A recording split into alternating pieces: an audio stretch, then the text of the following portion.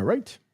Back to what All we're right, we're talking about. back. All right, we are back. Thanks, everybody. This is a little Monday morning glitch, but that's cool. So again, boring games in the NFL. Some people look good. Of course, the big play of the weekend was Travis Kelsey's behind the back. I mean, was Patrick Mahomes behind the back pass to Travis Kelsey.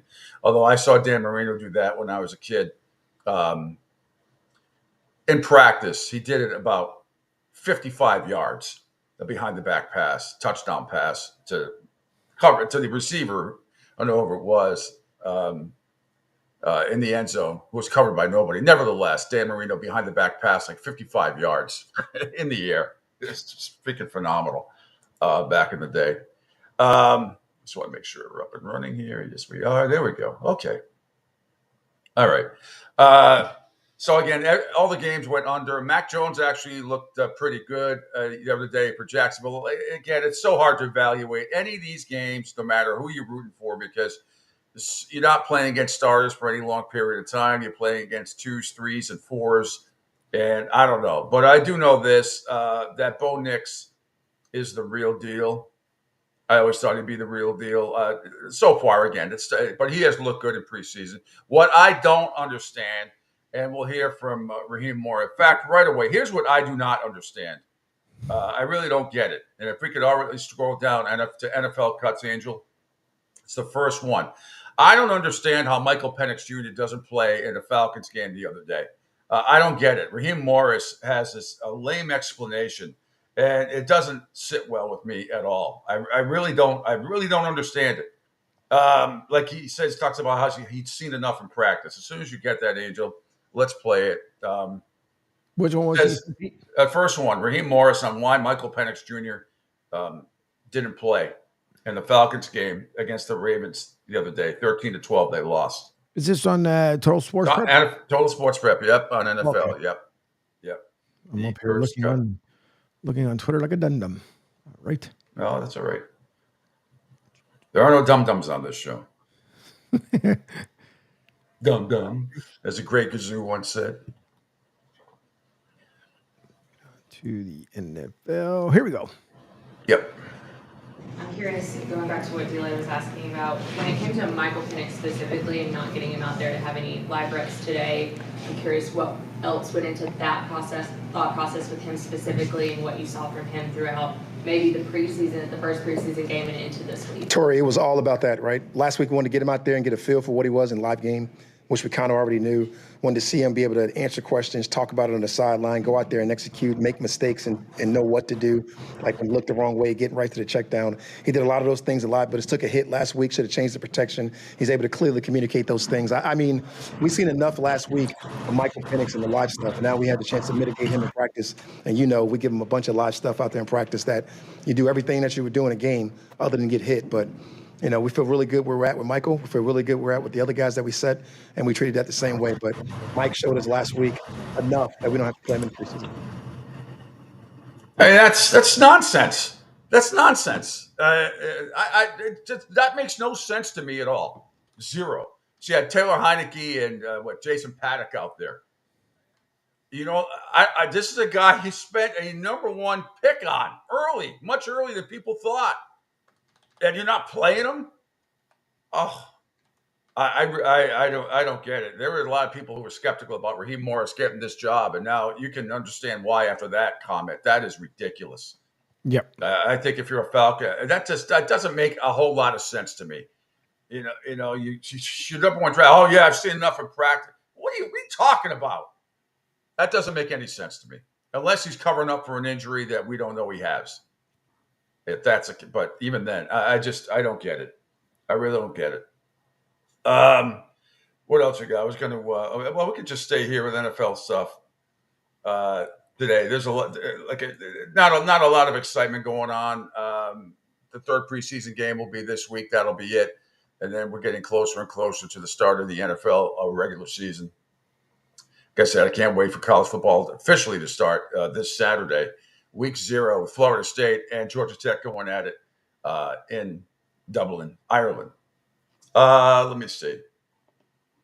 Okay, can we go to here's another interesting comment. If we go to my Twitter now, Angel, and scroll down to Duff Kleiman. Here's another puzzling, semi-puzzling move. Raiders head coach Antonio Pierce talks about the QB1 situation, and this might surprise you.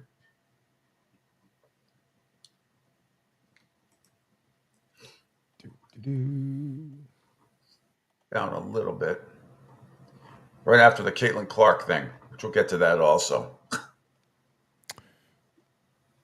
You see it on my Twitter account? Yes. Awesome. That's it. This is another puzzling move by a puzzling organization.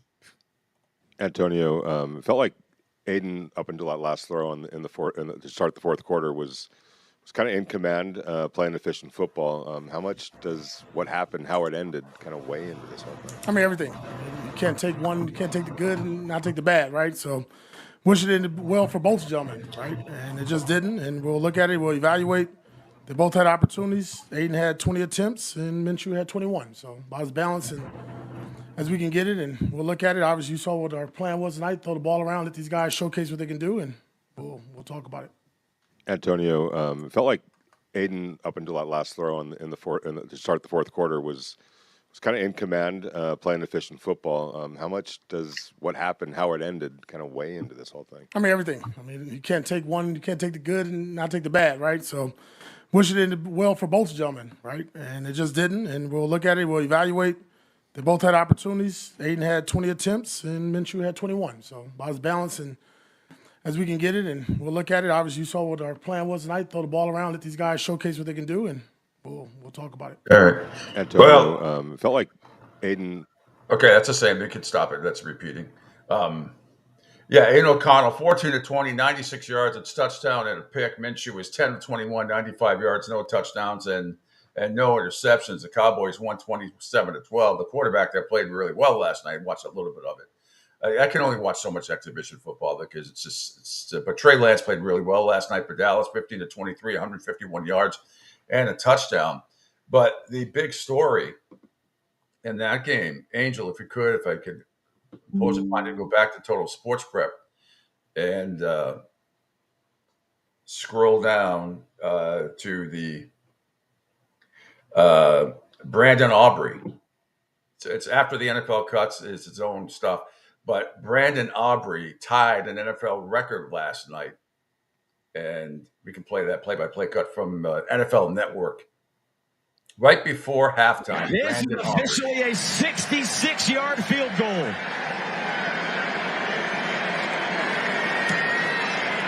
He drills it, doesn't have enough.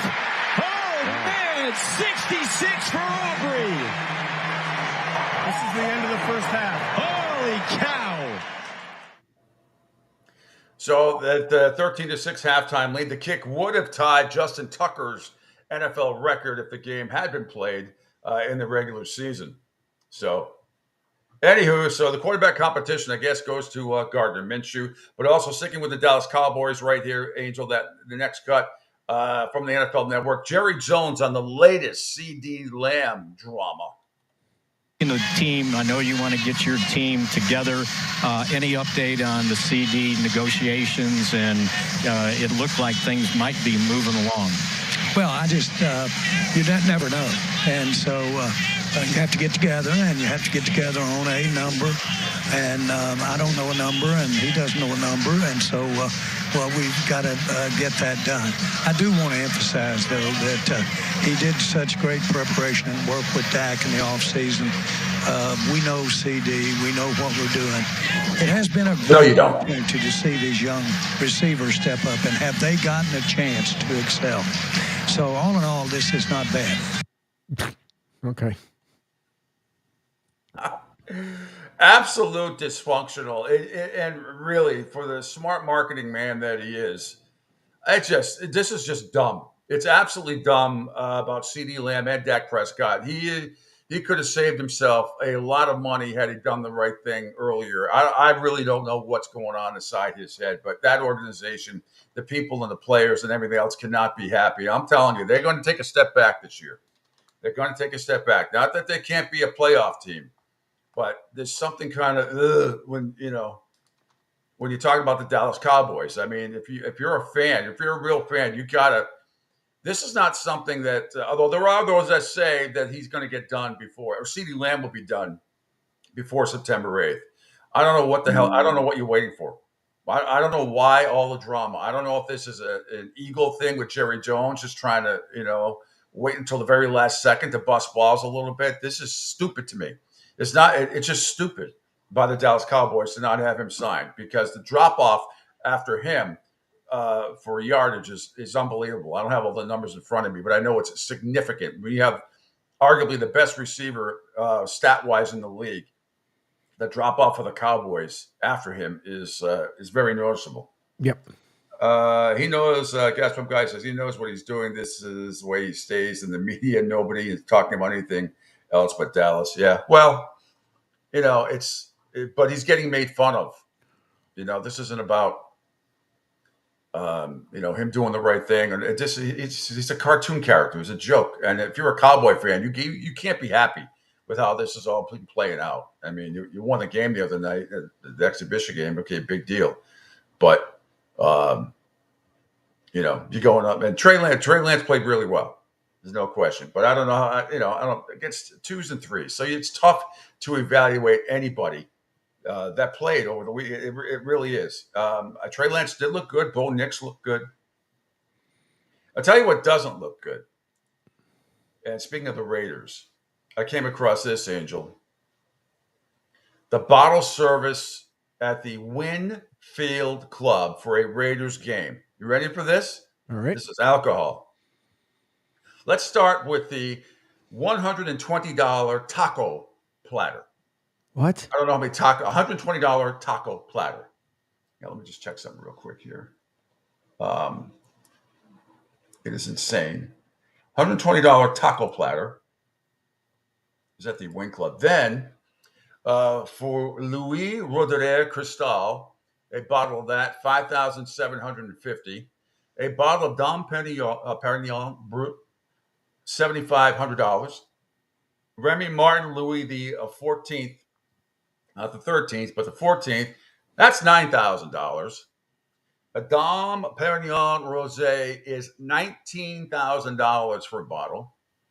The Ace of Spades Brut, $22,000 a bottle. And finally, tapping out at $30,000 a bottle, the Ace of Spades Rosé, $30,000. That's insane. Who's paying that? And you're it's some idiot. I mean, some people that are in those boxes, but it's just out of control. Grey Goose Tito's Absolute for $750 to $800 a bottle for a $30 bottle is in Vegas at its finest. But that's true for you go to any club, any nightclub that's in Vegas and stuff like that. You're going to a normal $30 bottle of booze is going to cost you anywhere from $500 to $1,000, depending on what it is. It's crazy. Does it have extra spices in the bottle for $500? No. Goodness gracious. No. Yeah, but Tito's Grey Goose Absolute, $750 to $800 a bottle. That doesn't surprise. It's insane. It's insane. All right, Angel, if I could, I'm going to have you scroll down again. Let me just find this. Just delete that. Hang on. Oh, okay. Scroll down. Speaking of the Cowboys, right underneath my the Twitter feed is Dov Kleiman, and this is from NFL Network, courtesy of Mike Garafolo and company. More about CeeDee Lamb and his contract.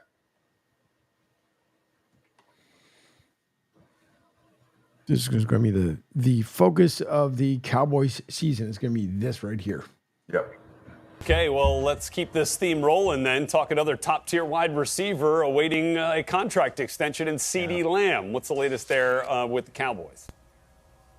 So you saw reports that the Cowboys and CeeDee Lamb and his representation met to try to resolve this thing a couple of days ago. It did not happen. Now, you've seen the reported numbers that are out there about 33. I've seen higher than 33. I've seen lower than 33. My understanding is it's around 33. And for Lamb, that's still not good enough. The top of the market is 35 with Justin Jefferson. So he wants that to come up. And the structure, I am told via sources familiar with Lamb's thinking needs to be worked on as well. Cash flow, guarantees, how that's going to be structured on the front half of the deal. So there's still a lot of work to be done here. And Lamb is represented by Torrey Dandy, an agent who knows this wide receiver market because he helped set the wide receiver. I mean, he's got a ton of receivers that he's done deals for over the last year, including A.J. Brown, who is right there below that tier that the Cowboys are trying to offer right now. So that one continues. That standoff continues. We'll see if there's any progress made in the near future. Okay, well. Well, I mean, yeah, there you have it. And we'll see. In the near future, we shall see. Some people on ESPN and NFL Network think that this deal will get done. If we're talking about a couple of $1 million, Jerry, I mean, he's going to want top market. If it's just coming down to $2 or $3 million, and he probably wants a little bit more than Jefferson got. Maybe who cares if it's what's the difference does it make if it's 33 or 36 million, whatever. Maybe it's the guaranteed money that comes into play. Not really sure. But the Dallas Cowboys have it's just stupid. It really is. It's just stupid. Yep. Speaking of stupid and embarrassing, if we could keep scrolling down, Angel, a little bit. This is on ML Football. This happened a couple of days ago. But you know how the Kiss Cam comes up? And this guy obviously had set up, if you see it, it's about the proposal. Yeah. Okay, so let me set this up. A lot of times you can go when you jump up. This guy probably paid a few $100s to have this moment for him and his girlfriend / fiance set up for a moment where he is going to propose. And this is how it went down the other day at the Rams game.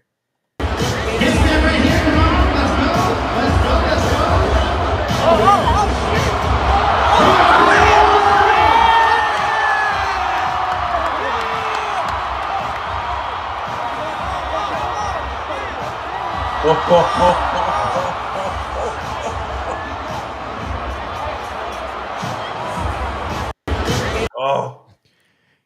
So first she says no, and I couldn't hear it. I'm assuming it's coming over. I can see it. I couldn't hear it, but I'm assuming I have heard it. But I'm, not only does she say no, then the person coming down the steps dumps a bunch of nachos on him. At first, I thought it was made up, but then I know how these things go down, But that woman dumped the nachos on him at the end. Yeah, oh God! That was my only question too, though, Pete. Because when you see it, I mean, you can hear the announcers kind of a little bit on there. But well, that's what they do, Angel. They'll say because they want to make sure that the guys paying attention. So they'll say you only have about 30 seconds to get this done before you come, And there's no question it was real. She said no, and he got nachos dumped on him.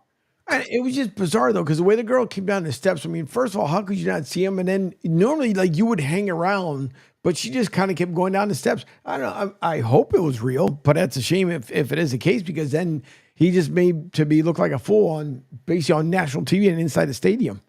Yeah. And also, I want you to throw this up there. I just retweeted it. A view.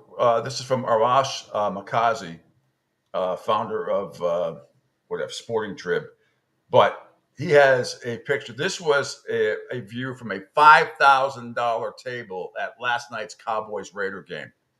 So just check this out. $5,000 for this table. Is that worth $5,000? Is that worth $5,000? No, that's ridiculous. No. It's so out of control.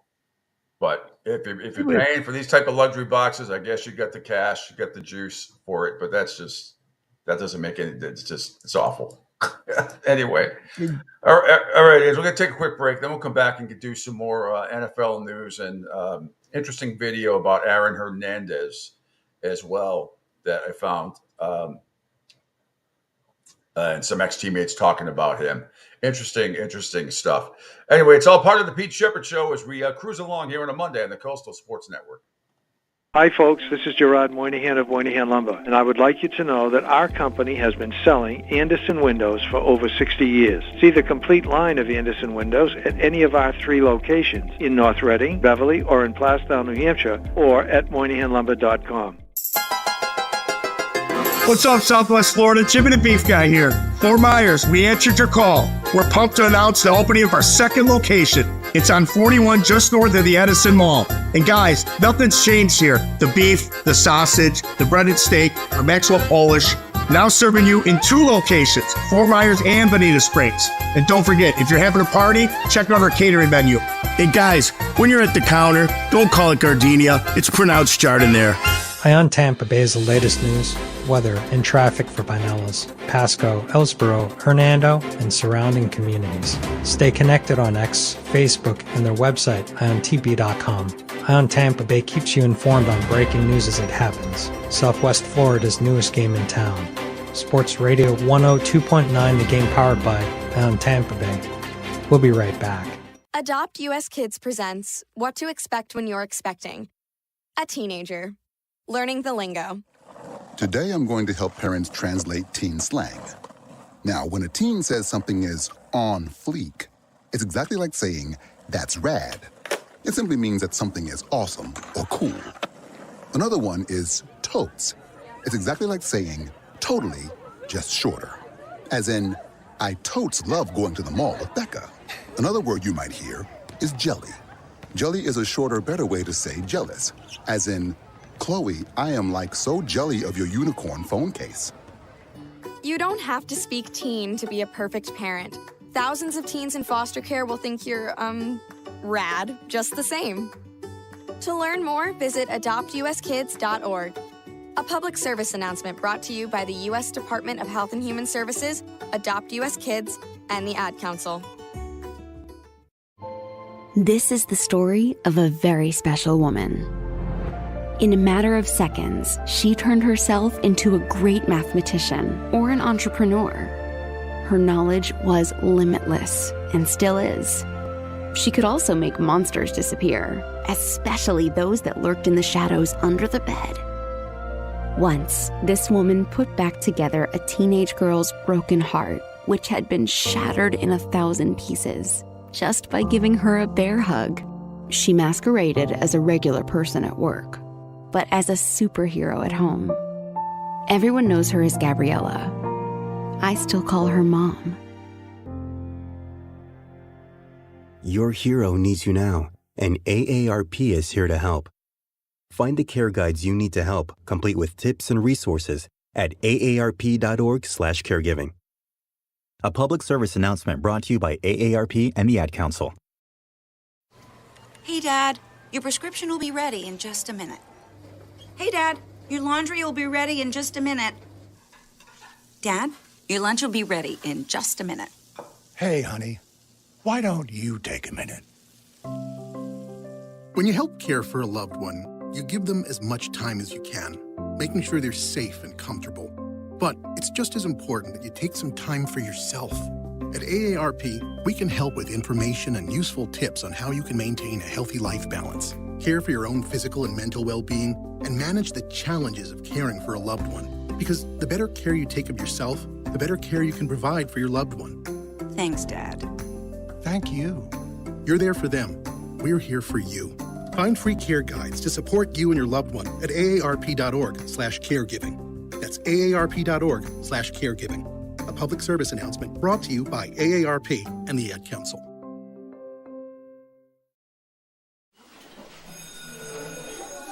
All right, class, let's hear what everyone did this weekend. Jill? Well, I raised my older sister to a big oak tree. It was at least 100 years old. My mom said I must have set a record or something. And then we went down by a stream and perched up on this huge rock and saw all of these little minnows swimming around way below us. And then I rescued my little brother from an evil slug king who was guarding him in the bush fortress. And my sister and I brought him back to our super twig fort for safety. And then we all laid out and told stories until it got dark. And the Big Dipper led us all the way home. Wow. Awesome. Where were you, Jill? Yeah. We went to the forest. It's not that far away. Anyone want to come this weekend? Ask your parents to take you and your friends to the forest this week and find the fun, adventurous you. It's closer than you think. Check out discovertheforest.org. Brought to you by the U.S. Forest Service and the Ad Council. Don't spaz out because your team lost. Let Pete do it for you. Now, back to the Pete Shepherd Show. And welcome back. It is the Pete Shepherd Show. Welcome back here on a Monday. How's everybody doing? Hope everybody had a nice weekend. Spent some time at the beach yesterday, and then saw some friends over at Diamond Head Vandas Resort, which is a great area. Great live bands. My favorite band, one of my favorite local bands, Hat Trick in Fort Myers. Actually, they're based out of Marco Island, but they're coming back to Diamond Head from 1 to 4 on Saturday. And they are one of my favorite. They're a 3-piece band. They normally can be 5 or 6, but when they come to here, they're unbelievable. They sound like they're a 10-piece band. They play all classic, good tunes, reggae, classic rock style. It is fantastic. You know every song. They make it really fun for everybody. It's a blast. So they're coming back this Saturday. Anyway, thanks for checking us out here on the Coastal Sports Network on the video platform. Follow me at PShep326 on Facebook at SR1029 The Game and SR1029thegame.com. How you download the app. Powered by Ion TV, CSN Florida, Spotify, Rumble, LinkedIn, Twitch, and YouTube. And call or text at 727-858-6650. One and only Angel Martinez. Make sure that all of these platforms, these digital platforms, video platforms, particularly, even of course the audio is fantastic, and getting a lot of great response worldwide, all these different countries. I mean, we're going, from Hawaii to Australia, basically around the world. The amount of people that are listening, it's been fantastic, and Angel keeps track of all this stuff, so it's all good. Yep, sure do. But we are getting a lot of fun traction for sure. A lot of folks overseas, and same way a lot of folks. And thanks those who visited the website as well, SR1029thegame.com. Especially for the folks yesterday when I was coming across them and speaking to them over at the Riverfront Stadium. It was it's fun. Like I said, the day, and I've said even before, pivoting things, but when this gets old and it's no longer fun, I'm done. It's just that simple. Yeah. It's a lot of fun. I enjoyed it, and thanks to everyone who tunes in, listens in, especially on the audio download side. We do appreciate it because it's a lot of hard work, but I do it for a reason. That's right. And this is 38 years for me doing this kind of stuff. And if it wasn't fun, if it wasn't, I wouldn't be doing it. All right, Angel, if we could, let's do some more NFL. Let's start with last night's games just for bleeps and giggles. If we could scroll down, NFL Sound on Total Sports Rep, by the way. And let's head to the last cut. Let's start with the Broncos and the Packers. A thrilling 27-2 win. The Packers came up with 2 points. It's amazing. Doesn't really matter. People that they had. Let's see, who started for them last night? Pratt.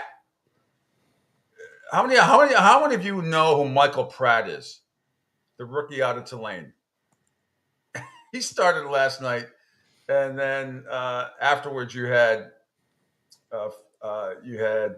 Wilson come in, Emmanuel Wilson from Fort Valley State, his second year in the league. But the big story in this game was Bo Nix last night. He was outstanding for the Packers. I mean, for the Broncos. And here's some interesting stuff. We'll get some sound from him in a second. This year, Bo Nix. I just had the figures. What? God damn it! I just had the numbers. Hang on. Pretty good numbers for preseason for anybody. Even though, like I said, tough to evaluate because you're going up against 2s and 3s. But let's. Where is it? I'll find it. But he's got really good numbers this year. So here's after the game, Bo Nix says he likes the way the team executed things in the win against the Packers from Broncos webpage. Yeah, it felt really good. I thought we started off really well. Defense got a huge stop, flipped the field for us, and we were able to walk away with points. You'd like to get a touchdown in that situation, but then we were able to turn back around, go down and get a touchdown. So I thought we executed well. We stayed in front of the chains. Even though we got behind on that one, we were able to get a chunk play and get back in the red zone and get a first down. So that was really good. You like to see what those guys can do, and tonight they made plays, and you got Tim, Cortland, all those guys that were out there making plays, and executing the play. So nothing that was crazy. I mean, we see it every day, but those guys just went out there and put it on film. Okay, again, Bo Nix last night, 8 of 9, 80 yards and a touchdown. Jared Stidham came in after that with 7 of 11 for 65 yards, no touchdowns and a pick. And our good buddy Zach Wilson continues to be, although he did throw a touchdown pass, 2 of 6 last night for 29 yards. Let's see. Oh, here we go.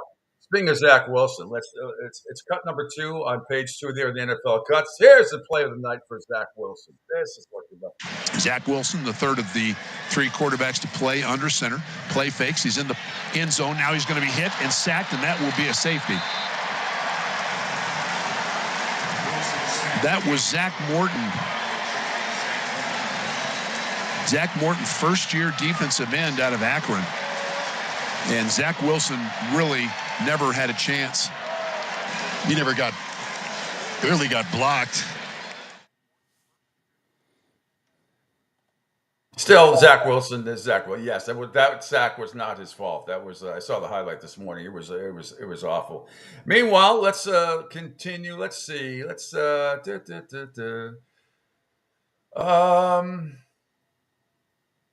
yeah, let's go back. If we can go back up to page 1, Angel, and go to the Bears. Caleb Williams finds Rome Odunze for a 45-yard deep shot after spinning away. This was one of the best plays of the weekend, by the way. This is from Fox 32 Chicago. He's looking downfield, nothing there. Spins away, throws on the move. It is caught! Rome Odunze connects with his fellow rookie.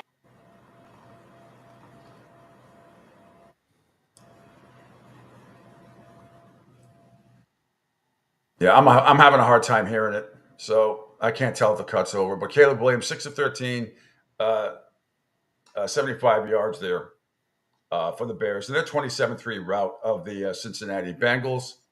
After the game, Caleb Williams talked about unbalancing passing and scrambling. On that touchdown run that you had, it seemed like your first instinct was to pass. Yep. How do you balance handling the instinct to take what the defense was there if it's open grass versus always throwing? Yeah, it's a little tough because I like to pass the ball. Even in scramble mode, things like that, I tend to lean a lot more towards throwing the ball for completion right in front of me. However, it may work something crazy or just throwing it to the end zone and things like that. So, they've been coaching me about attacking the line of scrimmage and things like that on my scrambles, on the rollouts, on the keepers and things like that. So I've been trying to get a little bit better with balancing that and taking what they give me, taking what the defense gives me with, whether it's a run for yardage or it's a quick pass in front of me or things like that. So it's always a constant battle to do things like that. You just continue to get better at those situations. Great. Yep. Excellent. Caleb Williams, a lot of pressure on this rookie this year. A lot of pressure with that offense they have built up, and we'll see. So far, I like what I've seen. Afterwards, Bears head coach Matt Eberflus talked about where is it? Yes, Matt Eberflus on Rome Odunze.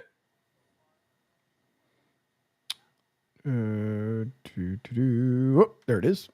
You mentioned Rome on the end around. What do you guys like about him with the ball in his hands? Just the speed. He's really fast. He's got really good speed. He's got a couple of different gears, and he's becoming a really good route runner. And he can track the deep ball. That's what he does. That's what he did in college. That's what he's doing here. So we're excited about him. Okay, good stuff. All right, and if we could scroll down to cut number 3, Angel, on page 2, Indianapolis Colts owner Jim Irsay had some lofty praise for his GM Chris Ballard and head coach. Everyone knows, Chris Ballard that he's a blue chip, general manager, but Shane, Rick, let me tell you, I think an outstanding young head coach in this league. It's remarkable, and I don't know why, I'm not trying to put too much pressure on him, but, Don Shula's name. Is that a hiccup? Rings a bell with him a little bit. And, he's so intense and attention to detail as well. And we're really lucky to have him. I can't tell you, how excellent I believe that he's going to be in this league. I really mean that. Of course, you'd expect me to say that about a new head coach, but I'm saying, look, I really think that we really hit the jackpot with him. He's just an outstanding football mind who demands excellence. But the players just love and respect him. So it's going to be interesting as time unravels to see what he can do. Obviously, with the new quarterback as well, it's going to be exciting. Oh boy. Okay, that's fine. Meanwhile, if we scroll down to Brian Daboll, now hang on a second, about Daniel Jones' evaluation. In case you missed this, the ugliest game of the day, or the weekend, by far, was the Giants. They absolutely sucked, what. They were awful. Daniel Jones was pathetic. 2 interceptions, 1 return for a touchdown. The Giants committed 5 turnovers in the game. They lose 28-10. That team looked totally lost and out of it, and Daniel Jones stunk up the place. But afterwards, Brian Daboll, his head coach, evaluated his performance first game back. I'm curious what you saw when you went back and looked at Daniel Jones in sort of that first quarter, and then what do you make of the difference of the first quarter and the second quarter? Well, I thought there was 2 plays that I'd like to have back, that we'd like to have back, but I thought he played fast. I mean, it's different when you're out there in practice. This was good for him to get out there and get some live reps with the rush and the ability to get hit. He had that scramble. But I'd say he operated well in the pocket. Obviously, the backed up play, we've talked about that one. We'd all like to have that one back. The interception, it's a one-on-one throw down the sideline to Hyatt. So got to do a good job of saving some space and going up there and giving him opportunity. Then if the ball's up there, we got to go up there and get it. So I thought he made a lot of good decisions as the game went on. Made some nice throws, and guys created some separation, a couple drops. But first time out there after a long layoff, live ball, it was good for him. Okay, I'm just telling you, they looked awful. Overall, they looked awful. Meanwhile, as we keep going on here with some other games, Buffalo in a thriller, although they covered the 2.5 over Pittsburgh 9-3, and of course the game went under. Like I said, if you bet the under all weekend from Thursday to Sunday, you went 15-1 to the under. So Justin Fields, big story, one of the big stories, and Russell Wilson, who's going to be the starter, blah, blah, blah. Looks like it's going to be Russell Wilson. Combined, they were 19 of 27 for 139 yards, no touchdowns and no interceptions in a thrilling Buffalo 9-3 win. Justin Fields, though, talked about his postgame on the team's performance. Justin, how would you evaluate this O-line tonight and how they kind of performed tonight? I think, we all know, they know that we have to be better up front. Coach T made that statement after the game. So, like I said, there's room for all of us to be better, me included. So, we're just going to get back to work and get better. Obviously, we didn't really expect you to be out there this entire game.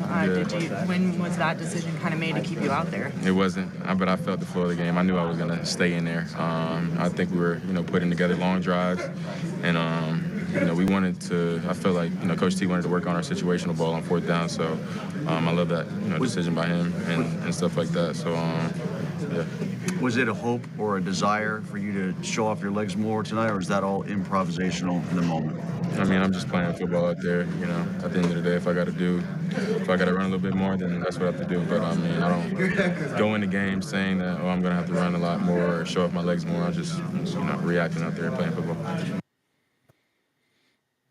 All right, and let's get a couple more in here. Let's go down to Kyle Trask, who played very well for Tampa Bay the other night, and otherwise, but was outplayed by Mac Jones, who played really well. We'll get to that in a second. But here's a call from Jaguars TV. Kyle Trask keeping the play alive and a touchdown pass to Cody Thompson. Trask looking right all the way. Plants, turns. He's going to get hit. Now he bounces to the outside on the run. Fires it. It's caught. That's a touchdown. Cody Thompson. Short and sweet.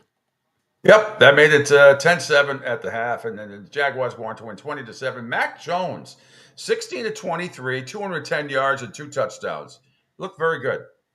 He looked very good. Again, against the 2s and 3s. Mia O'Brien will definitely join us this week at some point to talk about him and the Jaguars and a lot of other things. Angel, if I could impose upon you to go back to Twitter, this was the funniest play of the weekend. It did not occur in the NFL. It occurred in the CFL as the officiating. Let's see. It's down. Where is it? Okay, it's on awful announcing, Angel. It's right under. You'll see it's under awful announcing. The referee, Ben Major, explains. Here's the video. This is an officiating explanation from referee Ben Major after a punt hits the scoreboard. This isn't the CFL. Oh, boy. That's it. All right. Unlikely that BC puts any points on the board. That hits the scoreboard. It comes bouncing down at the 35. Flintoff hammered that right into the Jumbotron here at BC Place. The kick hit the scoreboard, which is pretty odd. We're going to redo everything. We'll redo the play. We'll reset the clock to 2:44 with a new 20-second clock. It's just a redo. Ben Major just saying what we're all thinking. I love it. That's great. Unlikely that. That's good, which is pretty odd. This is pretty odd. It was a Jerry Markwright back in the day. The referee was like, personal foul. He's giving him the business. Oh, man. Let's see if we can scroll up, because I found this came out of football's greatest moments, and the Aaron Hernandez story is coming up on FX at the middle of next month, and this is a sort of disturbing stuff from some players' perspective. The moment Aaron Hernandez's teammates realized that he had issues, check this out. Listen to this. All right, 7-on-7, red area. I remembered one particular time we're out there doing a walkthrough with Tom. Aaron's out there in flip-flops, going through the drills, laughing, flipping the ball around, calling Bill Belichick daddy.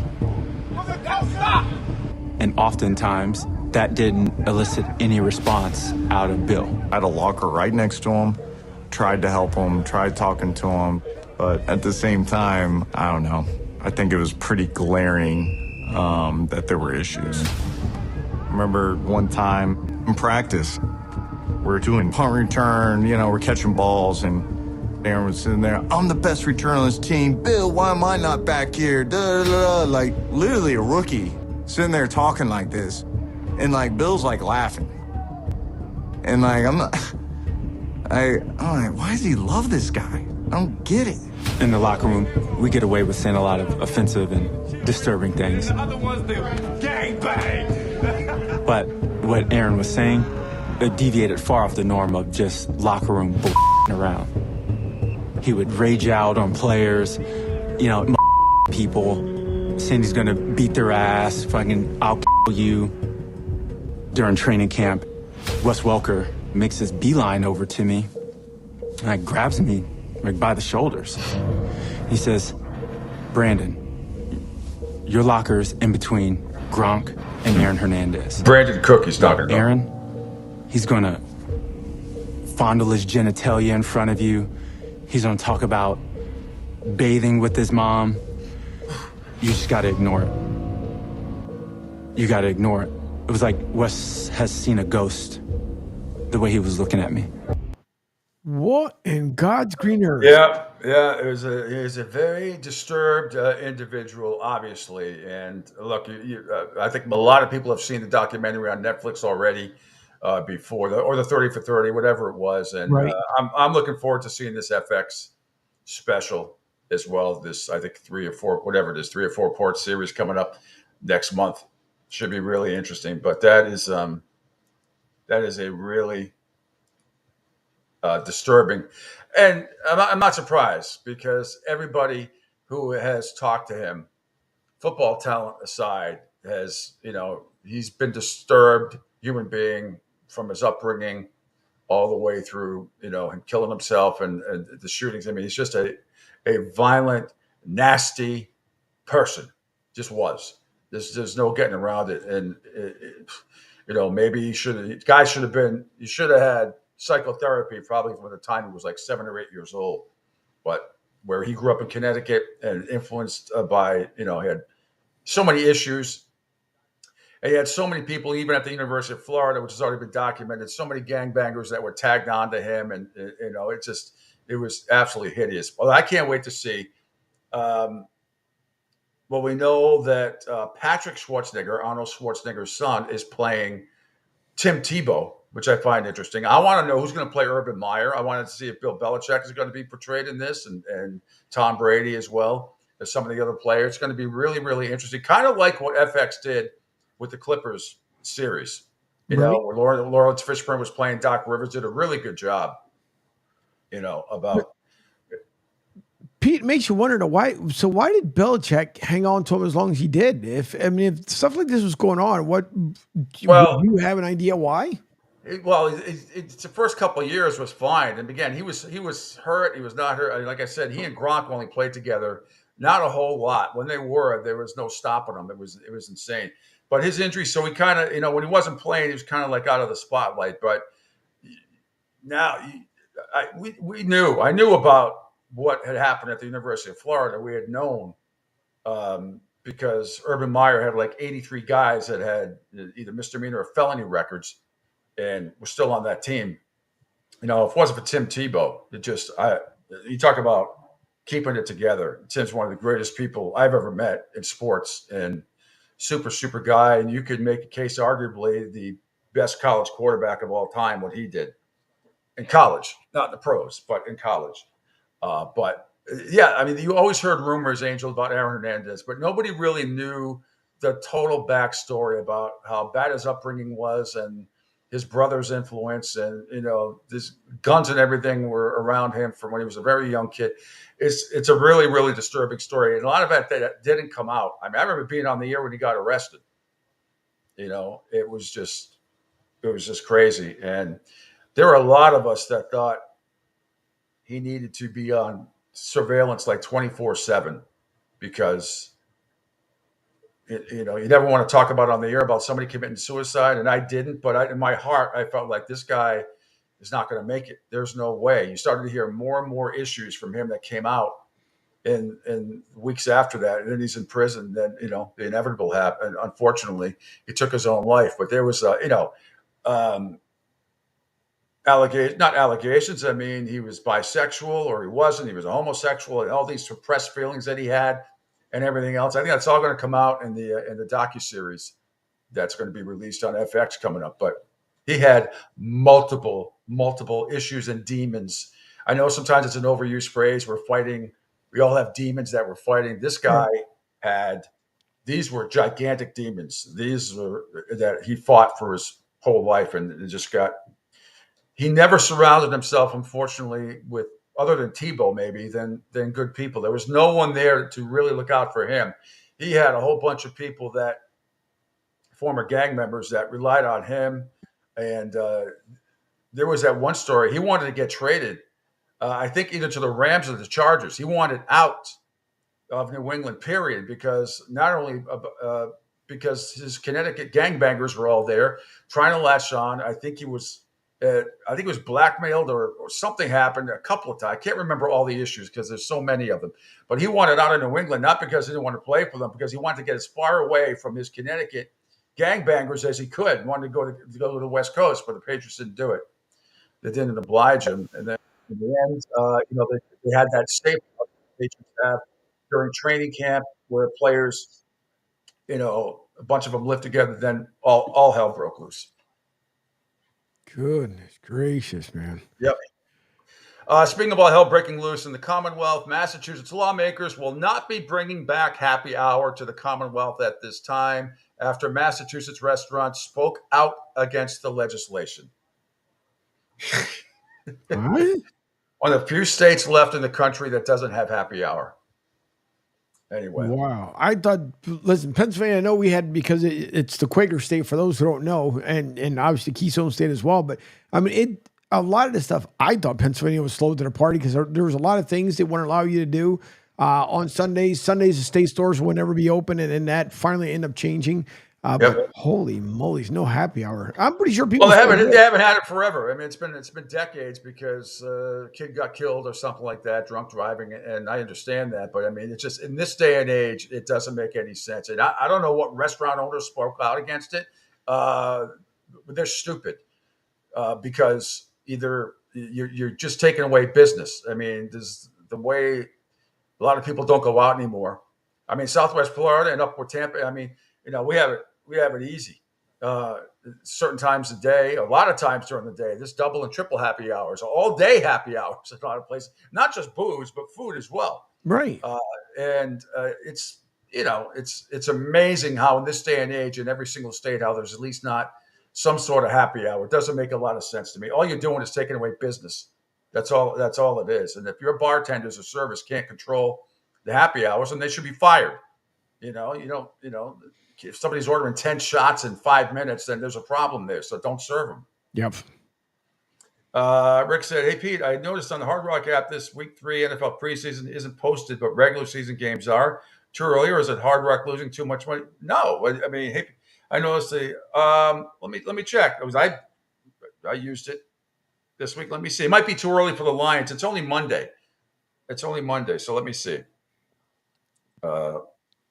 Unless we were talking about over the weekend stuff, but no, it's talking about this guy. No, I'm looking at the lines right now. I noticed on the Hard Rock app that week 3 NFL preseason isn't. Yeah, I'm looking at it right now. Kansas City's favored by 3 over Baltimore. Philly's favored by 2 over Green Bay. Buffalo by 6.5 over Arizona. You might have just caught it at a bad time. You might have just missed it by a few minutes. Miami minus 3.5 over Jacksonville. Oh, I'm sorry. That's game 1. No, you're right. I'm talking. That's actually the first regular season. Yes, you're right. Let me see. View all games, and maybe because it's too early in the week, Rick, I'd wait. I'm sure they're going to be there. Yeah, it is the regular season. I'm sure it's going to be there. I'd give it another day or tonight. I think they're probably waiting to see injury reports and all that stuff. It'll be out there. Trust me, they'll be out there. I hope you took the under in every game. You went 15-1 if you did. For someone who doesn't bet, Pete, so if you play something, Rick says thanks. So let's say you put a bet down on Monday, but the game's not till Sunday. Yeah. Can you go back before the initial game and change your bet, or once you make it, that's it, like it's locked in? Yeah, once you make it, it's locked in. That's it. That's just the way it goes. You cannot change it. I didn't say once you make it, it is locked in. Now, if you want to change it and go the other way, you just take the other team, and you try to, if you'll have to double up on the other side. You know what I'm saying? So if you think you take Philadelphia, say -3 in a game, say over Dallas. So Philadelphia's -3. You love the Eagles on Monday, Philadelphia -3, but then you find out come Friday, oh my God, I have 4 starters out. I want to bet Dallas instead. You just go back on the app and say, just for shits and giggles, you put $100 on the Eagles -3. I don't know if you want to make your money back or more than if you really think that Dallas would win at +3 or cover, you go back and put, either $150 on Dallas or 200, whatever, however much you wanted to make, or if you just wanted to break even, you just go back and put $100 on Dallas. So yeah, but once it's in, it's locked in. Oh, all right. Yeah.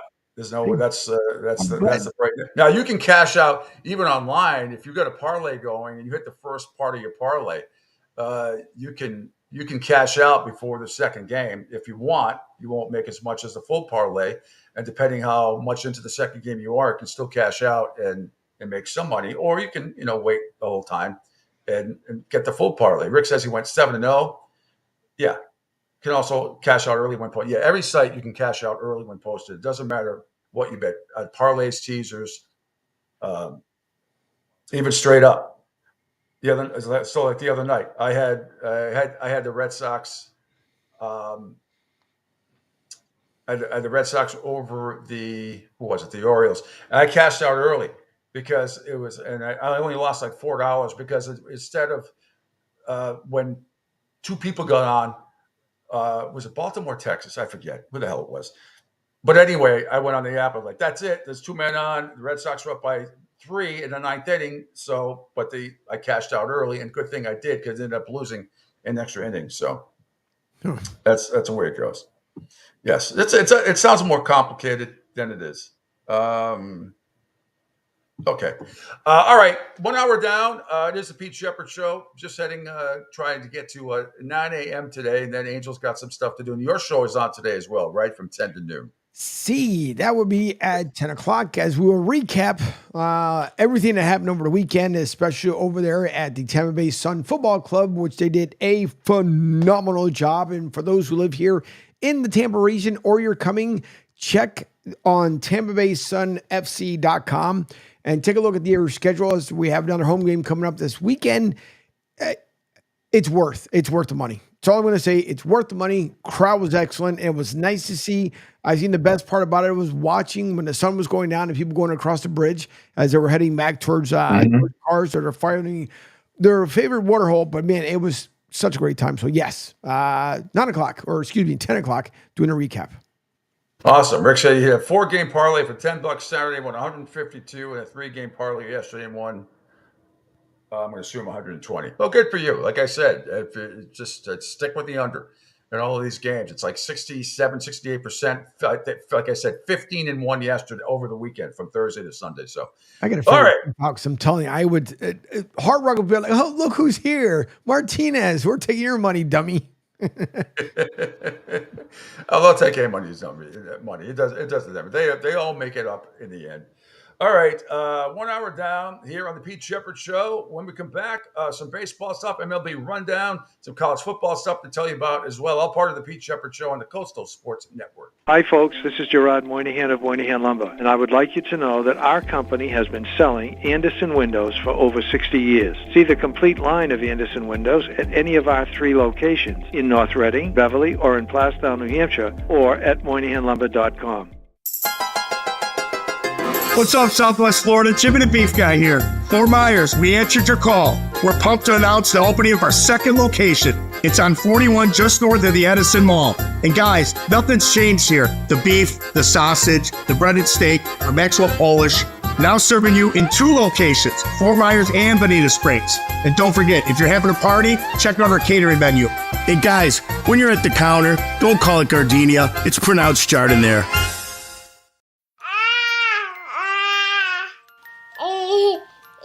To some people, the sound of a baby babbling doesn't mean much. But that's not necessarily true.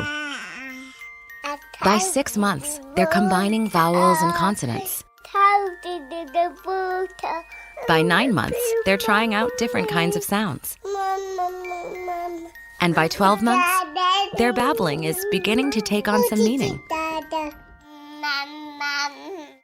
Especially if there's no babbling at all.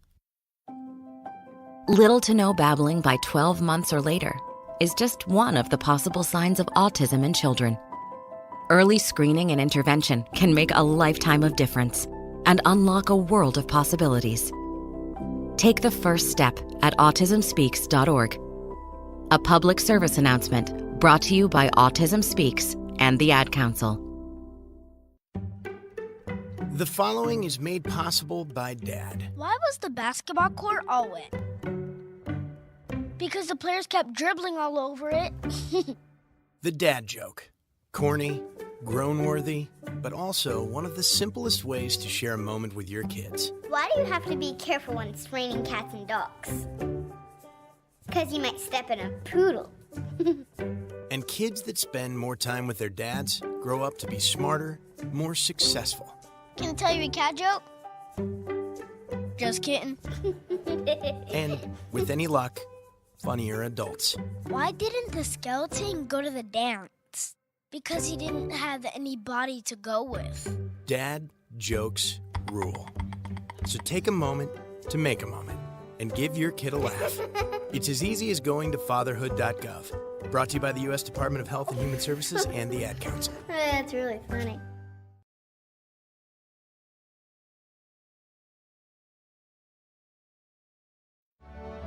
Okay, men. This is your time. Maybe you didn't choose this, but you're here now. You're gonna go out there and be an all-star caregiver. It's up to you. So what are you gonna do? You're gonna go grocery shopping, cook, clean, be there emotionally and physically. You gotta dig deeper. Drive them to physical therapy, doctor's appointments. Don't you forget about the pharmacy. I know you won't, because that's what caregivers do. Don't give up. Don't ever give up. This is your time to show the world, your family, and yourself that you're tougher than tough. Now go out there and be the best caregiver this world has ever seen. Caregiving is tougher than tough. Find the care guides you need at aarp.org/caregiving. A public service announcement brought to you by AARP and the Ad Council. Hi, I'm Danica Patrick and proud aunt. Watching my nieces grow, play, and learn is amazing. But not every child gets to be carefree. 1 in 6 kids in the U.S. are hungry. 1 in 6. That little girl sitting alone at the playground, she can't play like the other kids. She doesn't have the energy because she's hungry. School lunch will be her only meal today. It breaks my heart that this is the reality in our country, but it's something that Feeding America is working to change. Each year, the Feeding America network of food banks rescues billions of pounds of good food that would have gone to waste. This food is then provided to families and children in need. Being a kid should be about using your imagination, learning, and having fun. These children shouldn't have to miss out on simply being a kid because they're hungry. To find out how you can help end childhood hunger in your community, visit feedingamerica.org. Brought to you by Feeding America and the Ad Council. The Pete Shepherd Show. It's fun for the whole family, if it's dysfunctional.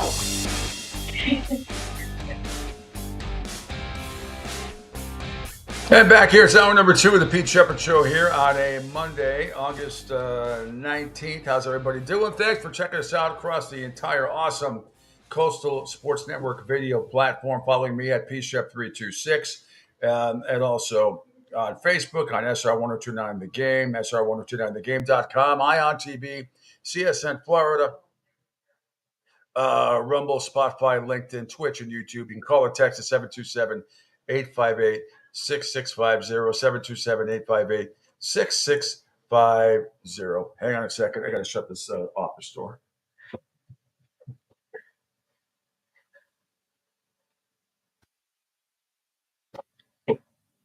Sorry about that. Peanut Gallery's on the conference call for her job in the other room, and can't have all those secrets coming over the air.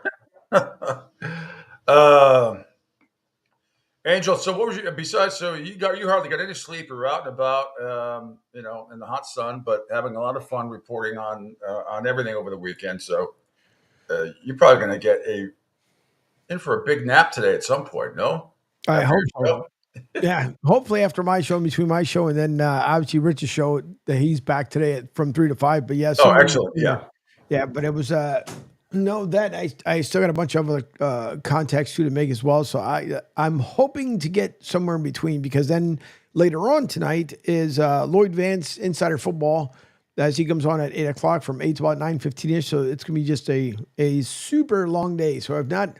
I don't know. I'll close my eyes as I'm talking at the same time, and I'll focus on that, just all together to put it in the best way possible. But no, it's fun. Again, there's a lot of stuff that goes on. A lot of folks have visited the website again over the weekend. We thank you guys, especially for visiting SR1029thegame.com. Don't forget you can download the app. For some reason, though, I will say is I know Gaspam Guy had made it aware to me earlier on, and it might have been just how weird the show had started this morning, not with us, just being the software.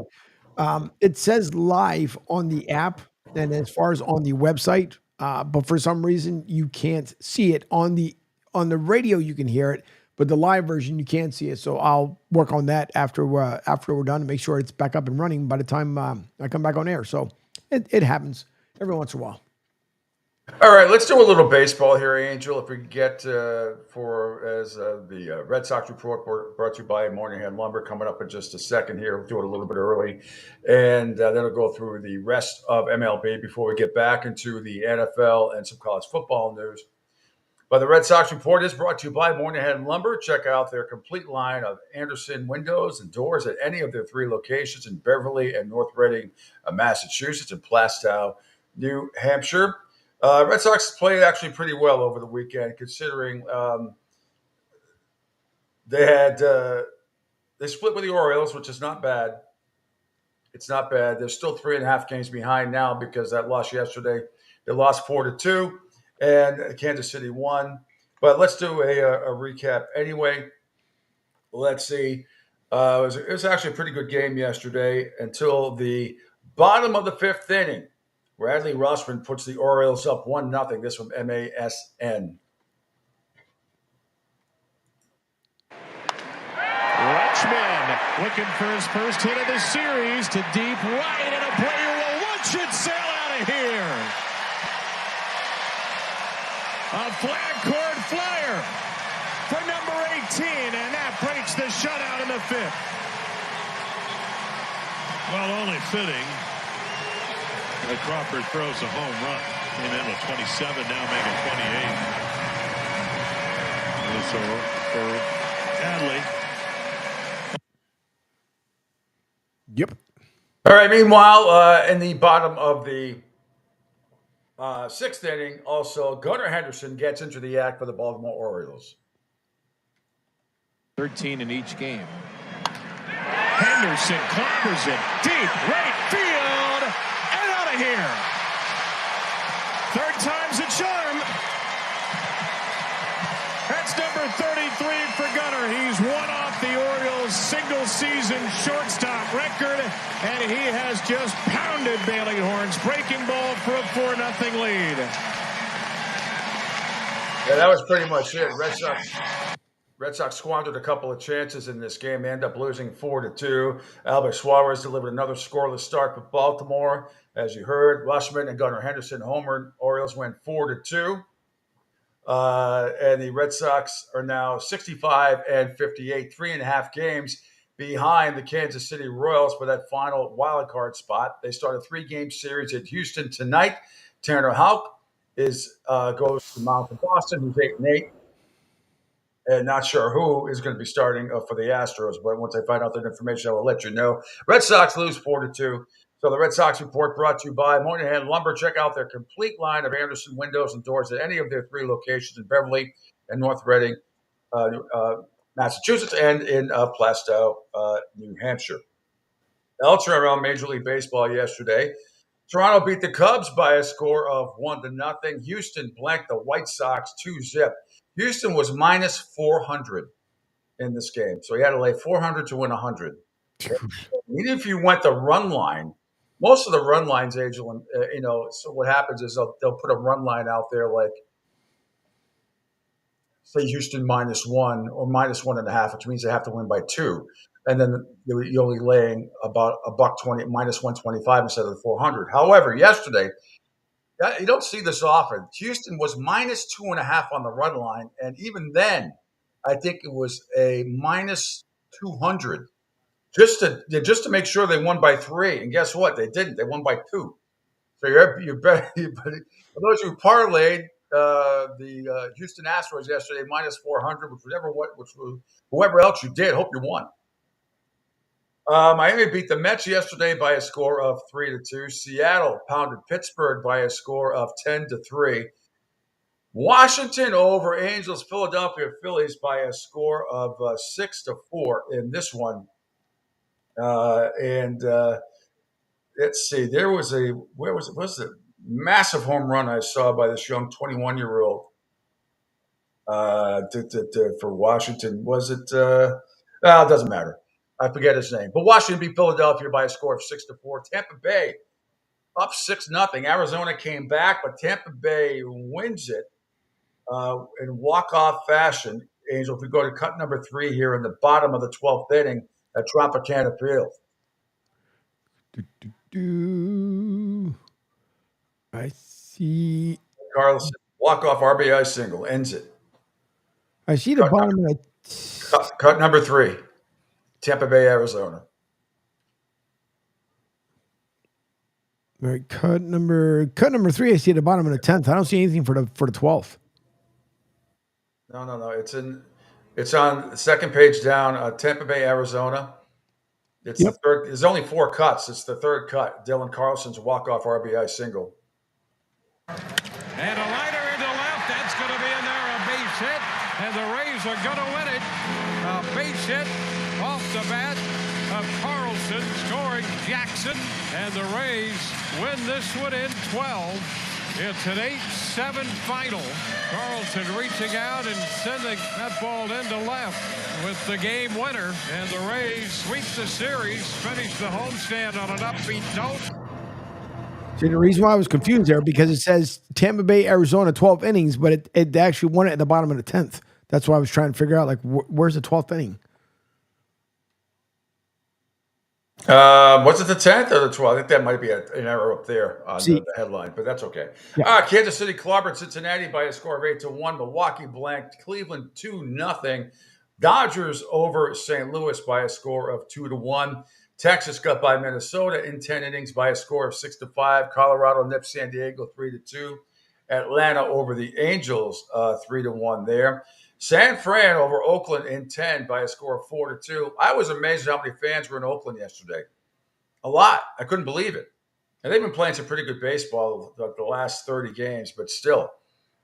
Detroit over the Yankees 3-2. Well, you know what it is, Angel, because it's going to be their last season at the Coliseum before they go play north of there for a couple years before they go to Vegas. So Detroit beat the Yankees last night 3-2. That was also a walk-off fashion as well.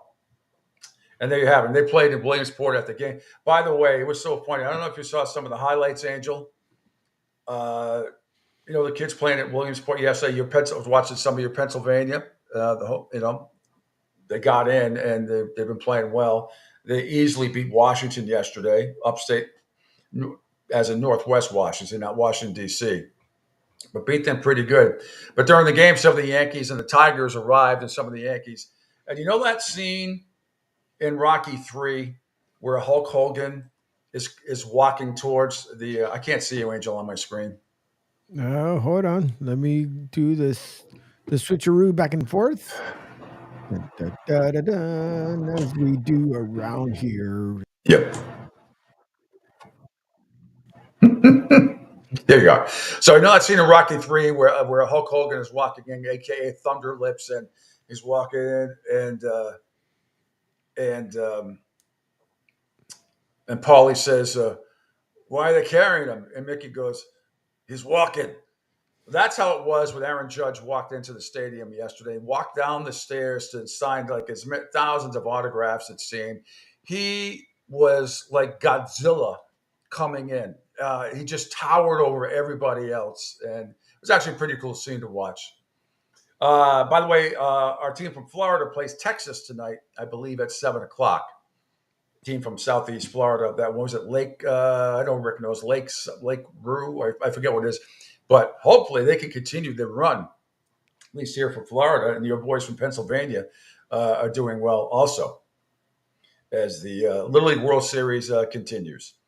All right, let's get to some more NFL stuff here before we take a break. Some of the headlines in the NFL: Gardner Minshew will open the season as the Las Vegas Raiders starting quarterback. Antonio Pierce announced that yesterday. The Pittsburgh Steelers suffered a pretty big blow here. Center Nate Herbig expected to be sidelined for a big chunk of the season. He has a torn rotator cuff. So rookie center Zach Frazier looks like he's going to get to put in as center number one. And this is the problem with the Steelers over the years has been their offensive line injuries and everything else. And now you're relying on a center, Zach Frazier. We'll see how that goes. Tampa Bay Buccaneers reached an agreement with outside linebacker Randy Gregory to release him. Todd Bowles said yesterday he was never given a reason as to why Gregory didn't show up for training camp. So there's that. Tyreek Hill, wide receiver for the Miami Dolphins, is going after Noah Lyles, the Olympian, challenging the 100-meter Olympic gold medalist to a race on social media on Sunday, which if Tyreek Hill ever tore anything in this silly thing, if I were the Dolphins, I would be very, very upset. Didn't he just challenge also to someone from YouTube and then the person never showed up? What do you think? Yeah. I don't know. Meanwhile, veteran cornerback Stephon Gilmore has a new home with the Minnesota Vikings, and they signed him a 1-year contract worth up to $10 million with $7 million guaranteed. What else is going on? And again, part of the reason the Steelers offense didn't look particularly great with either Russell Wilson or Justin Fields as they lost to Buffalo 9-3. If we could scroll down, actually on my Twitter feed, got some WNBA highlights here, believe it or not. And not a highlight, but an interesting little cat fight that broke out during the game. It's just a few down. An awful announcement. No, I'm sorry. It's down further than that. Okay, that's on Outkick. Caitlin Clark breaks the record for assists. And then there's like this little meeting of the minds between the coaches at half court. So we can play that video, Angel. And this was a blowout win for Indiana. Watch this.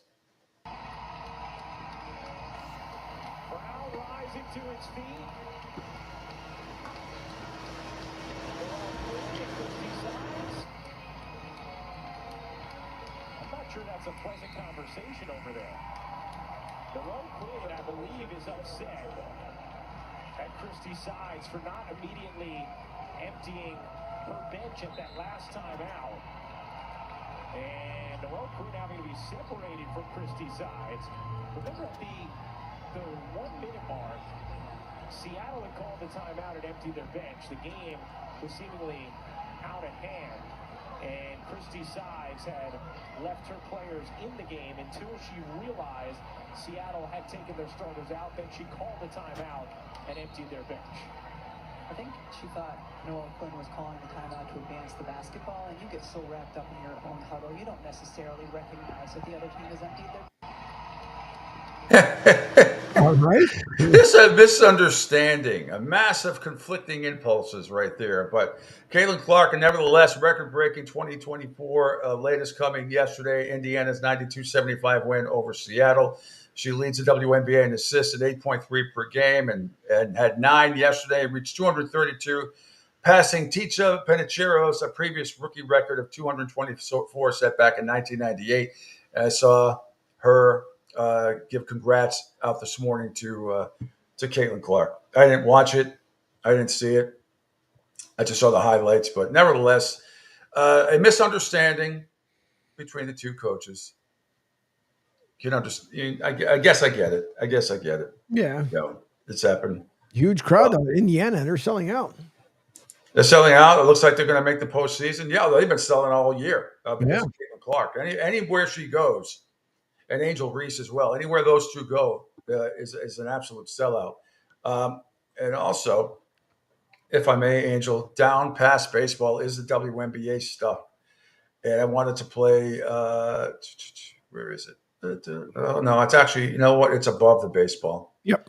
Because there was a technical foul. There it goes. In the WNBA. So Caitlin Clark says the technical foul may have fired her up even more. This is post-game on the Matthew Byrne on X.com podcast.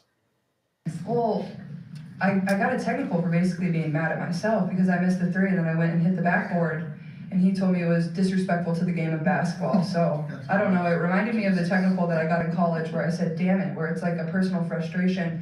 Had nothing to do with my team, had nothing to do with their reffing, had nothing to do with other team. It was just because I'm a competitor and I felt like I should have been making more shots. So, but I think he fired me up to continue to play a lot harder. I thought we got a lot better after he did that. So I want to thank him for that.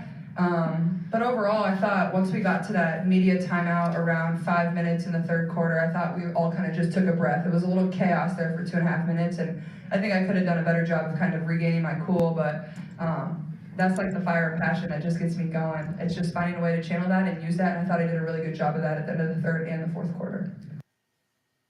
Good explanation. Imagine being in college and getting technical foul for saying, damn it. Wow. I would have thrown out of every game. I swear at myself, not other player. I mean, swear at myself. You know, if I missed, you know, jeez. Interesting. All right. Yeah. You know, it's not ladylike. Don't say damn it on my watch. How about gosh darn it? How about old Philly DD? How about that's preposterous? Poppycock. What else could you say? I don't know. But meanwhile, let me see. I'm not going to play all of this. Angel, if we could scroll down on my Twitter page before we go to break, just because I want to get everybody in the mood for college football. And I know it's selfish on my part for my Miami Hurricanes. I don't care. It's my show. I can promote and plug what I want. I'm not going to play this whole 11-minute cut. But episode 3 of Canes Camp, presented by the UH Health Sports Medicine Institute, is coming up very soon. And this has been an awesome series. I've been watching it on YouTube. It's spectacular. So here's just try to get fired up here for the college football season.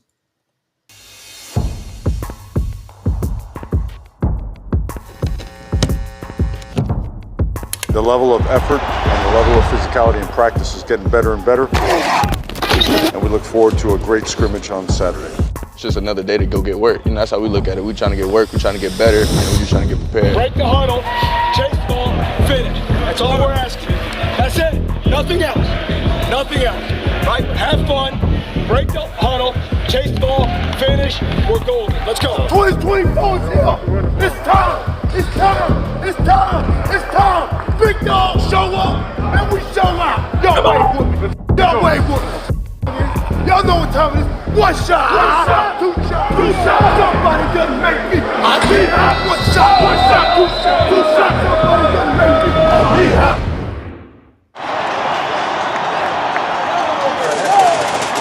Yes,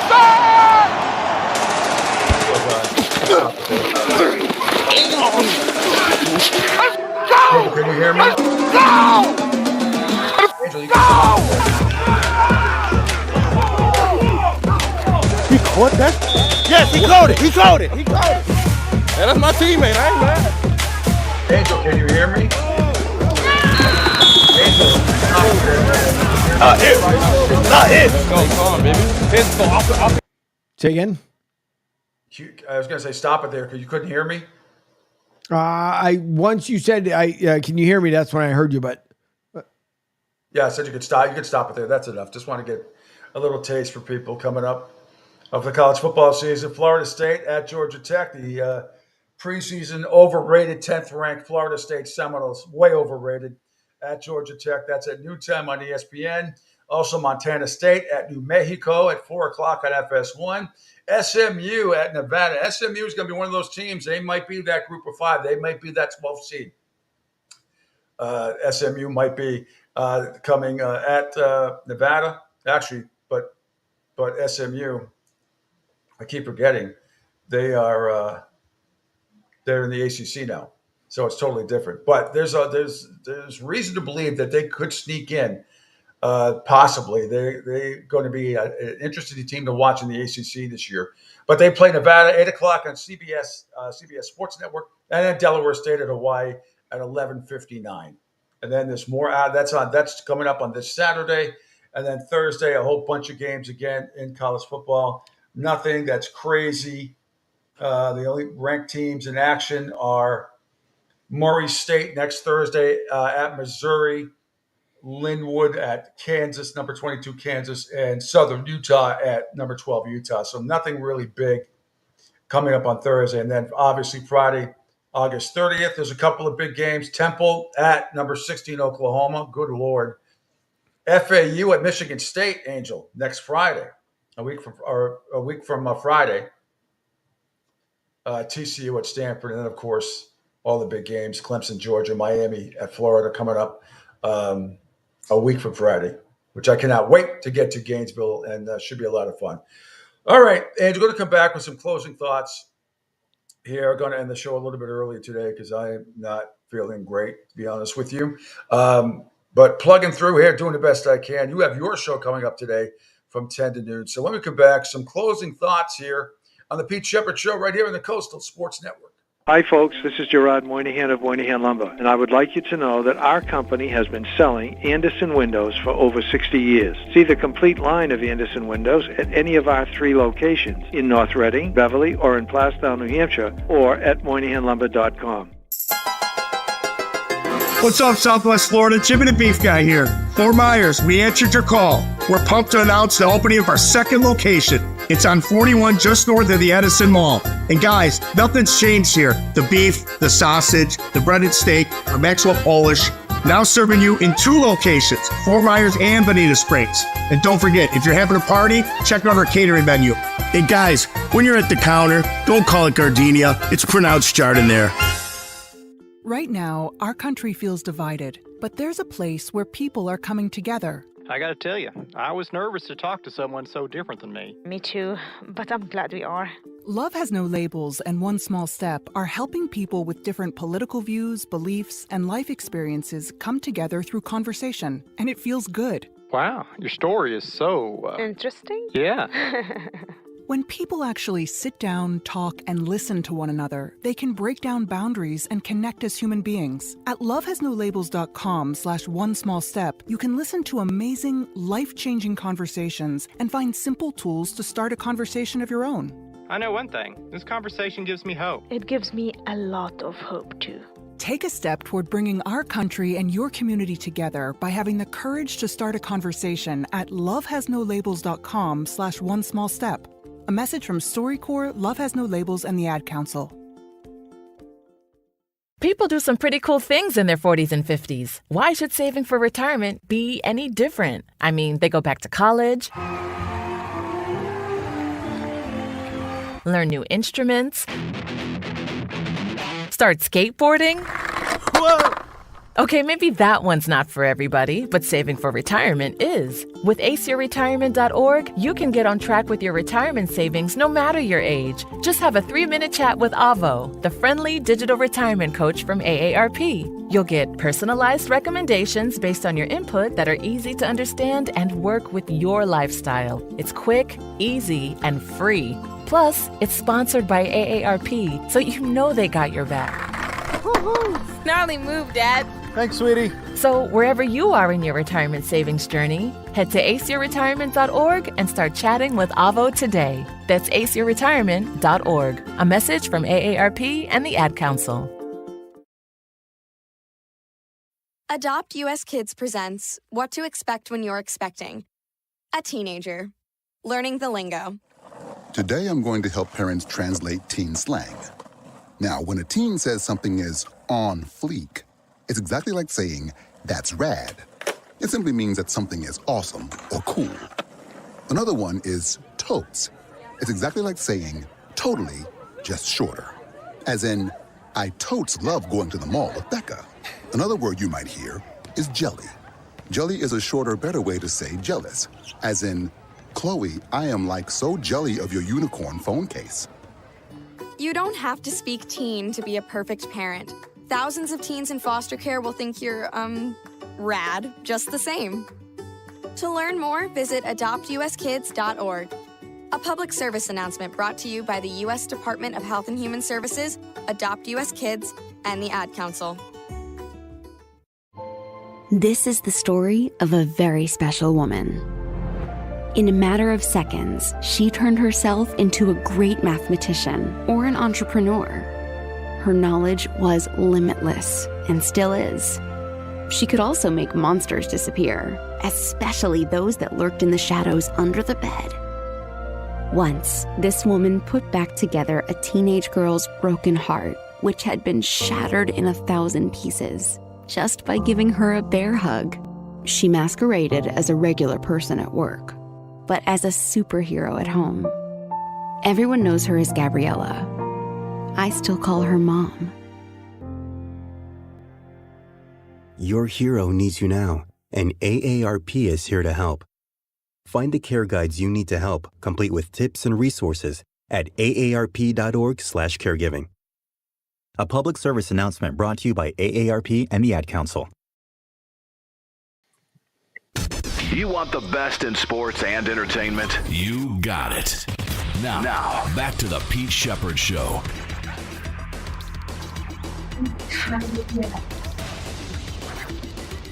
Our commercial's running, Angel. There we go.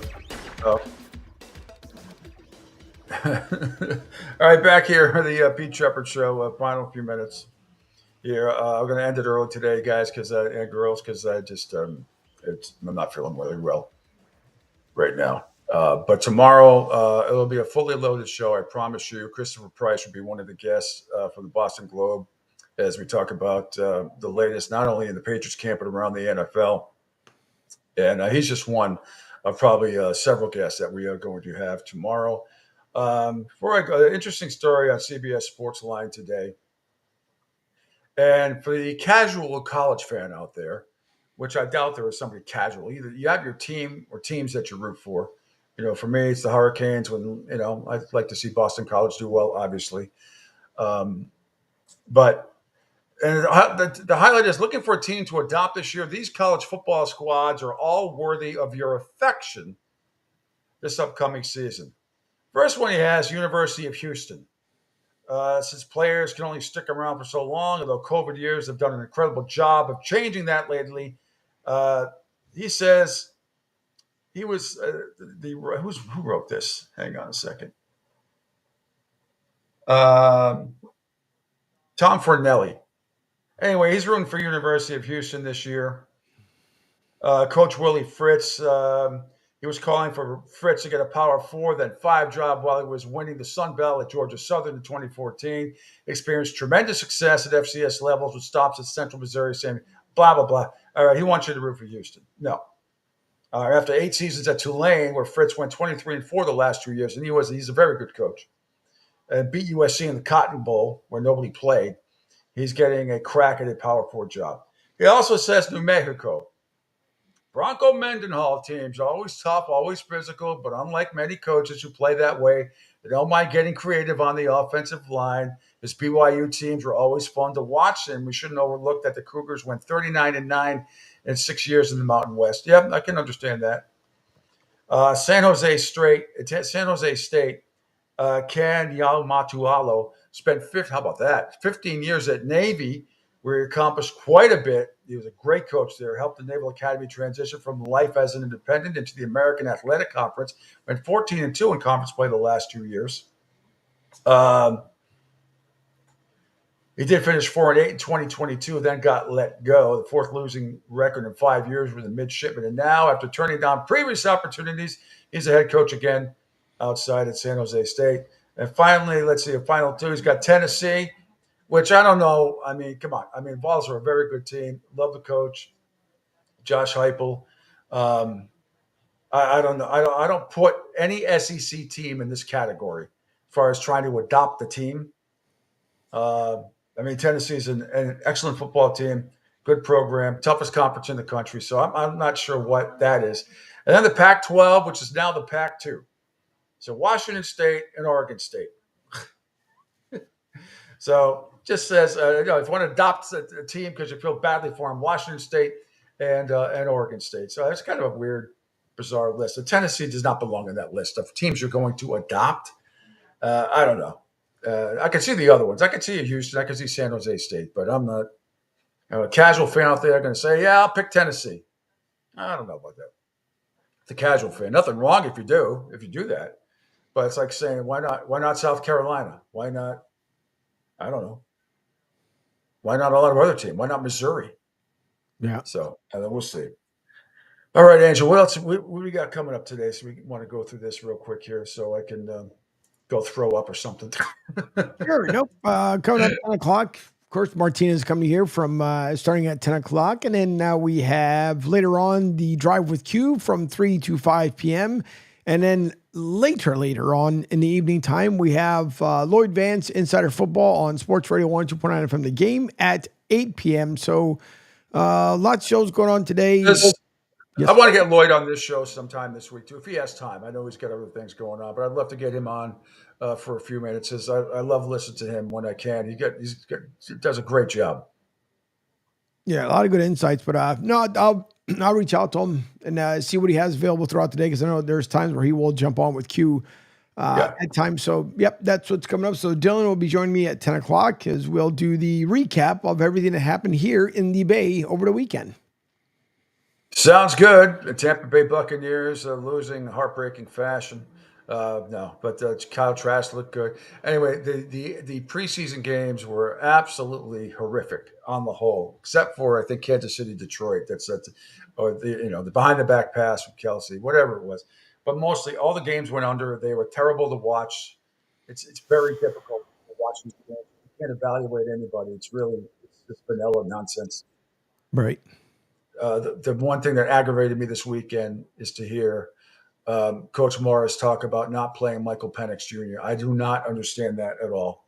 I don't understand that one bit. Anyway, all right, my friend, that is about going to do it for me. Where is it's this mouse I have to go to. This mouse. Shut that off. Anyway, I'll be back tomorrow. We'll have